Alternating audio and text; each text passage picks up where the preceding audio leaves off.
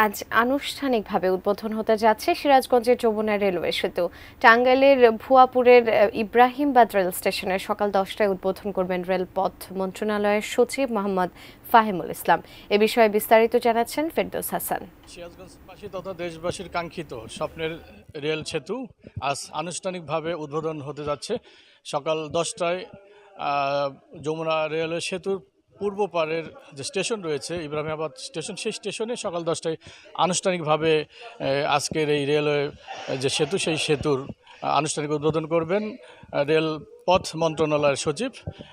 এই সময় অন্যান্যরা উপস্থিত থাকবেন, যেমন যমুনা রেল সেতু প্রকল্পের যে প্রকল্প পরিচালক, বাংলাদেশ রেলওয়ের মহাপরিচালক, এছাড়া জাইকার প্রতিনিধি সহ বাংলাদেশে নিযুক্ত জাপানের রাষ্ট্রদূত সহ অন্যান্য অতিথিবৃন্দ। আনুষ্ঠানিকভাবে উদ্বোধন শেষে সকাল 11টা 20 মিনিটে এই বিশেষ ট্রেনে কিন্তু অতিথিবৃন্দ সিরাজগঞ্জের যে পশ্চিম অর্থাৎ যমুনা রেলওয়ে সেতুর পশ্চিম পার সৈয়দাবাদে আনুষ্ঠানিকভাবে সংবাদ সম্মেলন করে বিস্তারিত জানাবেন।